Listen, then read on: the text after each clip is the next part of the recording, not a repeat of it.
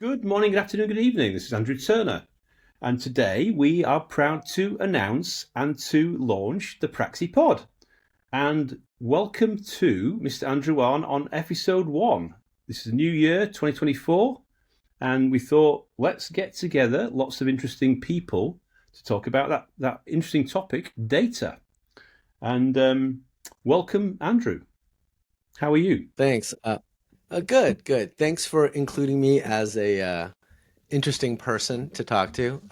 Much appreciated. Yeah, things are good. Here in not so sunny California, on the peninsula, and I guess it's better than being under 5 feet of snow. But yeah, things are going well. It's a lot warmer than where it is here, put it that way.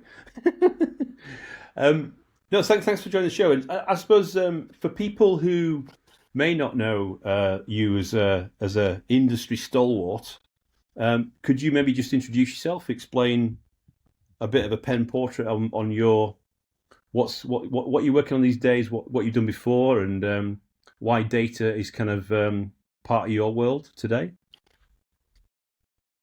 Yeah, yeah. Thanks for giving me a little moment to talk about my perspective. So I really professionally, I've been working with data for quite some time, particularly at the NYC Euronext. We're in 12 countries, 23 electronic market centers, and I had the fortune to be able to work on, the world's fastest matching engine, an equity options application to do complex trades. Um, Also had to deal and get to solve some really cool problems around data storage, processing, post-trade activities, settlements, and also security and governance with respect to the SEC and the Department of Justice. The NYC regulatory group eventually spun out to FINRA, but Mm. we were helping them do that kind of activities all along the way. So after the NYC, I also worked at several startups. But one of the things that became salient was this kind of gap, really around managing data as a foundational component to making, data-driven decisions. Got to throw in some buzzwords there. Um, so yeah, we thought that that was not really well taken care of.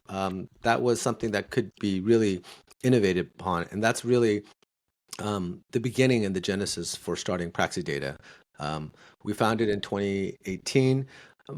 Probably really got started in 2019, but we've been on that mission to basically work on that layer, that foundational data layer, high quality, well classified, so that you can use something valuable with it. Cool. Yeah, I mean, it's so you've kind of been in the front line, you could say, with data, and now you outside a large enterprise organisation is trying to help other people fix those things that you saw in that during your time there. That's interesting. Yeah, it's yeah, Yeah, it seems to be exactly. Yeah. yeah. I mean, it seems to be the kind of, I suppose, the whole topic of data is not going away. Data only goes one way, and that way I think it only goes bigger. So I suppose Mhm. people actually, creating things and helping people actually solve these big problems. The problems are getting bigger and bigger, and you can't sit on the sidelines and not do anything about it. So, the whole plan of the Praxi Pod is going to be to bring on some interesting guests during 2024 and beyond around talking about these things. What people are doing, how are they tracking these problems.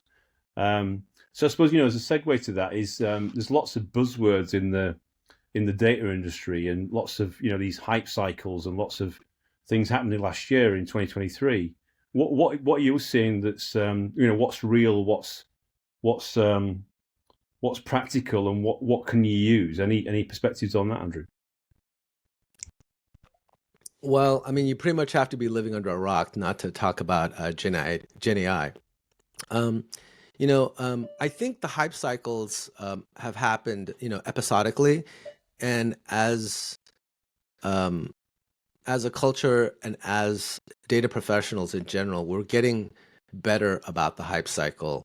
Um, when the notion of Hadoop and the data lake first hit the scene, um, everybody had to have a Hadoop strategy. Well, that didn't necessarily make good on its promises. But it took a long time for that realization um, and kind of reconciliation to happen. There's a place for that type of structure, but it's not a one size fits all. And so I think as other hype cycles happen, we're getting better. So with respect to Gen AI, I think we're a bit more sober. Um, but it's still quite a bit of a hype cycle. Is it going to put 90% of the workforce, you know, um, knowledge workers out of business? No, it's not. There's been a number of studies. MIT recently released one about 2 weeks ago that did short-term, medium-term, and long-term analysis. The medium-term and long-term, I think, are probably less valuable because nobody knows, and who can see, 5 years out in terms of technology. But in terms of the near term, maybe 1 to 2 years, maybe 3 years, it's not going to put people out of business. Some people will get displaced, but there'll be new job creation that'll probably offset that. But the more important part, the salient part that I took away was that data worker productivity will increase dramatically. And that's going to open up a brand new set of opportunities and capabilities and really, really drive, just a lot of innovation and the pace of innovation in many, many industries that deal with data as one of their foundational assets, right? So, which is, increasingly becoming pretty much every industry. So I think it's really cool. I mean, there's a huge opportunity and upside to the economy, to the way we live, and the types of experiences we have, and our productivity. So I think there's a lot of upside to that. So I think some of the harbingers of doom may be a little bit too early in predicting, complete, takeover by Skynet. So yeah, that's part of my quick read on that. So, I mean, it's interesting you said about data worker productivity, and you mentioning obviously about the Hadoop cycle, which I know that I experienced as well a few years ago. And um, there's been a tremendous amount of investment in that type of the data industry. But do you feel like those people still they've still got a gap? They've still been left behind. They're still struggling with that productivity of data workers. Is that your assessment, or is it and it's going to get easier with this new Gen AI wave that we're seeing now in the market? Or any thoughts on that? Yeah, after I put on my little wizened hat and I can, foretell the future, which I can, but as an observer, technology progression is not linear, right? And it's not really exponential as most consulting graphs like to paint it. It's not like this magic hockey stick. There is some of that, but really it's quantum. And it goes up to a different level almost instantaneously. And it's usually triggered by something or a combination of something, right? Data lakes were not possible, were only made possible rather by really cheap storage, right? Right. And that cheap storage is what was able to basically hoover up everything and just keep it forever, right? Mm. Um, Mm. Being in a highly regulated industry, that's not necessarily a good thing either, right? One of the things that you have to do with data is maintain its life cycle. As important as it is to capture it, it's just as important to destroy it in a proper way. The disposition of data, the chain of custody, is really critical. And so these like little details never got into the mix. They just got a bunch of cheap disks. The storage was increasing dramatically. Hey, let's make a bunch of servers, bunch of nodes, and just throw everything on it, and then we could do these great big queries. So that was the reason why that kind of fueled part of that hype cycle, right? Cheap compute allowed us to basically have cloud, right? Broadband connectivity was finally ubiquitous. And so there were things that caused this quantum shift, right? Mm. Um, the shift for Gen AI has been happening, or the things that the predecessors have been leading up all along, right? AI, in a sense, has been, was created in the 50s, right? Yeah. Um, but we got to a certain level with NLP processing. They all came to a head, and we had a fertile ground to launch this. So in this context, the growth was not necessarily even, right? You might have a lot of really cool widgets to do AI and Gen AI, but a lot of times they forget one of the fundamental aspects, which is the ingredients, right? If you put garbage in a system, you get the proverbial garbage out. And that's exactly what's still happening, right? So it turns out that most enterprises only use about 15% of the data that they have.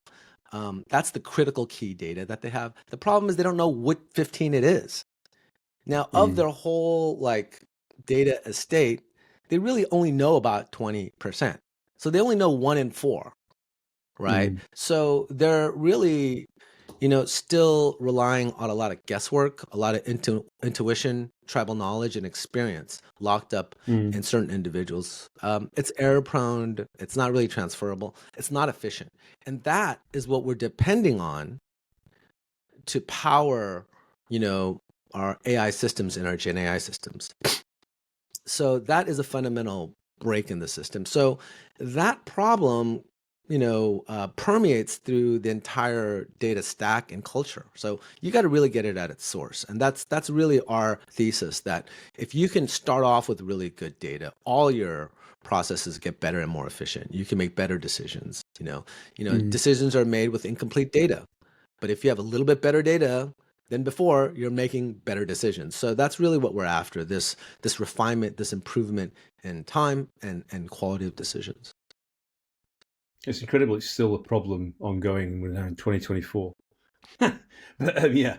So Yeah, I obviously mean, people yeah. at So different stages we started doing research on this. Oh, go ahead. Well, no, I was just going to say people are Yeah, at it's different still a stages of problem. maturity.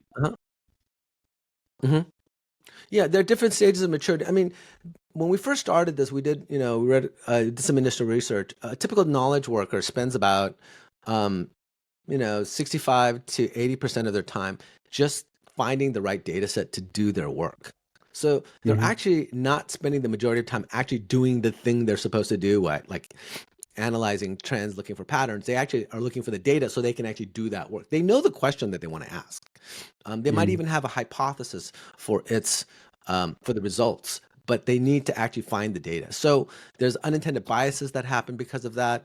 There are just big tolerances in terms of variability because the quality of data is not very precise. And it's self-selecting. They get the easy stuff, right? But the really valuable stuff might be harder to access. It might be in a different format.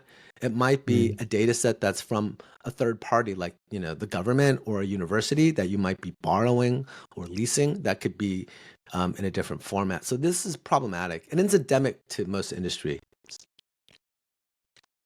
Yeah, I agree. It's a complex problem, but it sounds like there's some green shoots. It's like it's something that's worth going after because the impact of getting that right is significant for a business. So yeah, so I mean, just switching Yeah. through into we were looking at the what's the buzzwords, what's the hype, what's practical. I mean, in terms of what what's top of mind for you, what are you focused on in 2024? Right at the start of the year, what's top of mind? What do you see as being the priorities? For you and your business, and also, what should people should think about, listening to this episode? Well, so we've been working, obviously this is not supposed to be a blatant commercial, but we've been working on this space. It's kind of been my the narrative of my professional career around getting good quality data. One of the things that we figured out was, in order to make that happen, you need to really focus on specific use cases so you can go very deep on that use case. That's really what you need to get value out of any tooling. So a lot of times when you buy a new tool, you got to kind of tweak it and configure it, right? More so for machine learning, more so for AI, anything that's automated, especially at scale. You really need to tune that before you let the machine run, right? And we're taking that idea and we're going to the next level with generative AI. Specifically, we're working with RAG, which is a horrible acronym, but it stands for Retrieval augmented generation, and really it basically solves a couple of problems with Gen AI. We actually um, we wrote a book on this, so it's a completely unabashed plug for that. You should check out the website and read it. But it's not so much focused as a sell for our company, but really to lay out the landscape and some of the pitfalls of Gen AI that you need to consider, right? But RAG solves a couple of problems. One of them is this hallucination effect. Basically, a lot of these large language models are generated and trained from data culled from the internet. But no Hmm. one's like checking the quality of those responses. So some dude or some woman somewhere is writing something and it looks kind of authoritative, and so it gets entered into the training models. Or there might be data that you may be able to access, but you shouldn't be using for this purpose. So those use scenarios are not observed. And sometimes data is also time sensitive. Something may be true last year that's no longer true this year. So, for instance, tax codes or regulatory concerns around privacy, they change all the time. Um, and so sometimes you get basically bad results from Gen AI that has been trained on the public internet. So we address that with RAG because we're actually using internal data. That's like an enterprise or an organizational data to give the responses. So you're not getting responses from anywhere on the internet, you're just getting it from your data. And in that way, the veracity and the citations are all there so that there is proper tracking, there's narrative, you can, it's responsible. You can actually reverse engineer how we got to that answer, and Hmm. it's all there. The narrative is there. So that's how we solve, those problems. The other scenario is that it's hard to use Gen AI on really, really large data sets. While they train on the internet, most LLMs are not easily fine-tuned on your data if you have a lot of it, right? If you have a petabyte of data, you can't ingest that at runtime in a conversational Mm. prompt, back and forth to be able to give you anything, right? It's not going to be able to read it. Just the You've been waiting for a IO while. alone Yeah, you've would been take too wasting work long. for a while. Yeah, So yeah, yeah. yeah, or it may never come back, right? Like it might just be too much. So one of the things we have in innovation that we're working on, without plugging it too much, is being able to solve that problem by pre-computing some of that in advance and using the results of that as this external reference to the LLM to provide that RAG more authoritative response. And it's fast, right? You're able to Mm. address the um, the classification and insights of petabytes of data really quickly, where you really can't do it from a current public offering. So those are the two big things that we're offering. And we're focusing on narrow use cases and deep expertise, which has kind of been our vision, our guiding mission. So Mm. I think that's really exciting. I think that's where we're helping to kind of depart from the hype cycle, right? It's not Hmm. this magic thing, that just answers all your questions, right? Yeah, it takes work. It's a tool. I think generative AI, especially RAG or something like RAG, where it's using maybe prioritized data sources for the response, I think that's going to become the new standard, and that will become the commodity technology to use. Mm. Gen AI in and of itself is not the end goal. It's a tool to put in your toolbox, like the Hmm. ones that are already there. Okay. No, that makes sense. I mean, I think that's the thing about as we go into a new year that people are going to demystify it more. And part of what we're doing with the Praxi Pod is to try and help people understand behind the curtain. What do you do? What do you do practically? And I suppose this links to my final question for today's episode was, what are your top advice? What are the things the takeaways that if you were going to summarize things for people to think about after they come out, after listening, they're driving in the car, they're in the gym listening to this episode um, today. What are the kind of things they need to think about as they go into 2024? We're right at the beginning of the year. There's a lot of things flying around. What's the kind of top three things that you should have in top in mind? One more set. If you're working at the gym, one more set or one more mile or kilometer. That's my That's my top line because I need to get out there. You know, post-pandemic, I've been still sitting. I have bad habits, and I sit at the desk too much. Um, Need to get out more. But I mean, you know, I challenge everybody to put their time machine hat on and look into the future. After the hype has gone down, how can they really benefit from this technology? Or are they going to benefit at all? Right? I mean, it's possible that they won't benefit very much or noticeably, but they will. The question will be really just how. And I think the answer will probably start small. But it doesn't mean that those small changes are insignificant, right? Simple things like better forms processing at the time you're filling out the forms, that's small, but it's huge in terms of speed of processing claims or registering things. So those types of things are going to be, very helpful, right?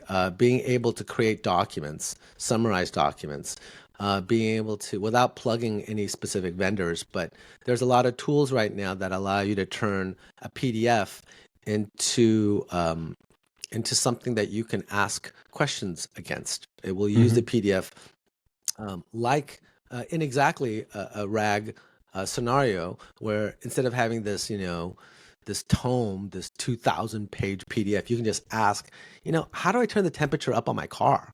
And it'll just tell you, right? So these things are going to be helpful and they're going to be all around and help us. But, from a business perspective, if you have, a legal opinion or acceptable use documents on certain financial or insurance instruments that are very technical, that might be specific to a state or a county or a demographic, it's hard to keep that all in your head, but, well, you can just use GenAI to solve that. So those are the things that are going to happen first and quickly as kind of a force multiplier. So I would challenge people to think about that. That and kind of tone down some of the hype. So that's kind of how I would think about it.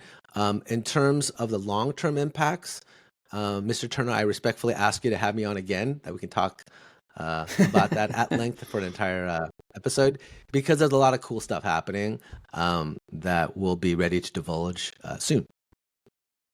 Okay, that was a nice little time machine tease at the end. Yeah.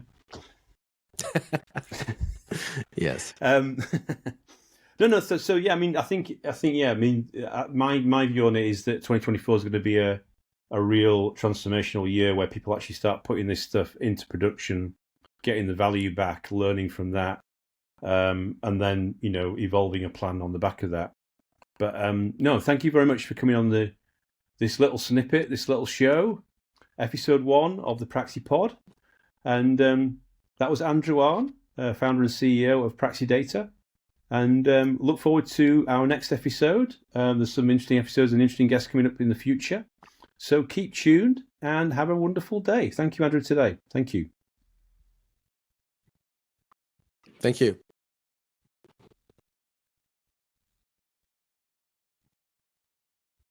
Did it stop?